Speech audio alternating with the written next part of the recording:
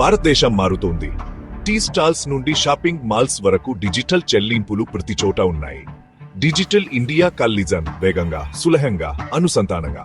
కానీ ప్రతి కొత్త వినియోగదారుతో సైబర్ నేరగాళ్లు కొత్త బాధితులను కనుగొంటారు. సైబర్ క్రైమ్ ఇక దూరం కాదు, అది మన ఇళ్లలో, మన ఫోన్లలో ఉంది. అది ఒక టెక్స్ట్, ఒక కాల్, ఒక లింక్ గా వస్తుంది. నేరగాళ్లు నమ్మకాన్ని దుర్వినియోగం చేస్తారు. చాలా మంది భారతదేశంలోని కాల్ సెంటర్ల నుండి పనిచేస్తూ సాధారణ ప్రజలను లక్ష్యంగా చేసుకుంటారు. ప్రతిరోజు ప్రజలు ఒకే ఒక క్లిక్ తో తమ పొదుపును కోల్పోతారు. సమస్య డబ్బు మాత్రమే కాదు, అది నమ్మకం కోల్పోవడం. ప్రజలు డిజిటల్ చెల్లింపులకు భయపడితే మన డిజిటల్ ప్రమాదంలో పడుతుంది. సైబర్ మోసాల్ పెరుగుదల వేగవంతమైన డిజిటల్ వృద్ధికి డిజిటల్ అక్షరాస్యతను అధిగమించినందుకు పర్యవసానం. మనం ప్రజలకు సాధనాలను ఇచ్చాం, కానీ వాటిని సురక్షితంగా ఉపయోగించుకునే విధానాన్ని ఎప్పుడూ ఇవ్వలేదు. డిజిటల్ పురోగతిని మనం జరుపుకుంటున్నప్పుడు దాని నీడలలో వృద్ధి చెందుతున్న నేరగాళ్లను మనం ఎదుర్కోవాలి. నిజమైన యుద్ధం మన మొబైల్ స్క్రీన్లపై ఉంది. సైబర్ క్రైమ్ ముబాలు రాష్ట్ర సరిహద్దులను దాటుతాయి. స్థానిక పోలీసులకు చర్య తీసుకోవడం కష్టతరం చేస్తుంది.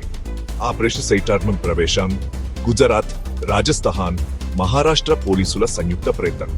ఇది కేవలం మరొక ఆపరేషన్ కాదు, ఇది కొత్త తరం నేరానికి కొత్త తరం ప్రతిస్పందన. లక్ష్యం నకిలీ కాల్ సెంటర్ల విస్తారమైన నెట్వర్క్లను కూల్చివేయడం. మోసాల కర్మాగారాలు నేరగాళ్లు బ్యాంక్ సిబ్బంది, ప్రభుత్వ అధికారులు, కస్టమర్ సర్వీస్ ఏజెంట్లుగా నటించారు. వారి పద్ధతులు ఫిషింగ్, యూపీఐ మోసం, నకిలీ ఉద్యోగాలు మరియు రీఫండ్ స్కామ్లు. లక్ష్యం కేవలం కాల్ చేసేవారిని అరెస్టు చేయడమే కాదు, మాస్టర్ మైండ్లను పట్టుకోవడం మరియు వారి మౌలిక సదుపాయాలను నాశనం చేయడం. వారాల ప్రణాళిక సమన్వయ దాడులకు దారితీసింది. ఆశ్చర్యం కీలకం, ఒకేసారి అనేక ప్రదేశాలపై దాడి, నేరగాళ్లకు స్పందించడానికి సమయం లేకుండా. ఆపరేషన్ సైబర్ స్టార్మ్ వ్యవస్థ కుడ్మో సైబర్ మోసం యొక్క వెన్నెముకను విచ్ఛిన్నం చేయాలని లక్ష్యంగా పెట్టుకుంది. ఇది ఒక సందేశం, చట్టం పట్టుకుంటోంది, తుఫాను రాబోతోంది. దాడులు అకస్మాత్తుగా జరిగాయి. 3 రాష్ట్రాల్లోని కాల్ సెంటర్లపై పోలీసులు దాడి చేశారు. లోపల్ వారు కంప్యూటర్ల వరుసలు, మోగుతున్న ఫోన్లు మరియు మోసం కోసం స్క్రిప్ట్లను కనుగొన్నారు. 30 మందిని అరెస్టు చేశారు.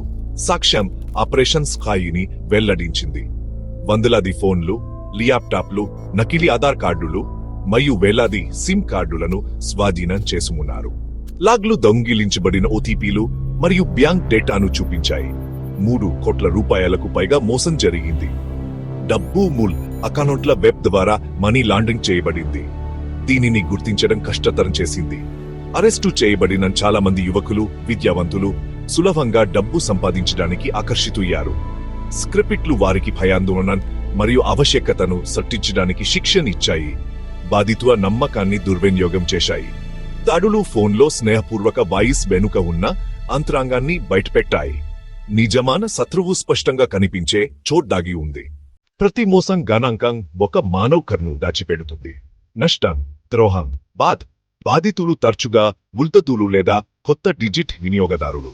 నాగ్పూర్లో పోలీసులు ఒక ఉల్త దంపతులను వారి జీవిత పొదుపును చివరి క్షణంలో కాపాడారు. పట్టుబడిన ప్రతి నేరగాడికి వందలాది మంది బాధితులు రక్షించిపెట్టారు.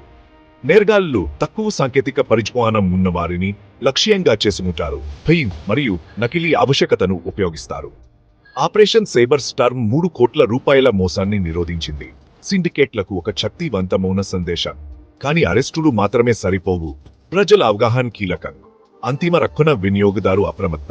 ఎప్పుడు ఓటీపీలు, పిన్లు లేదా పాస్వర్డ్లను పంచుకోవద్దు. హయాచిత లింక్లు మరియు ఆఫర్ల పట్ల సందేహంగా ఉండండి. మీ కుటుంబంతో, ముఖ్యంగా వృద్ధులతో డిజిటల్ ప్రమాదాల గురించి మాట్లాడండి. సమాచారం తెలుసుకోవడం ద్వారా మనం డిజిటల్ ఇండియా కల్ను సజీవంగా మరియు సురక్షితంగా ఉంచగలం.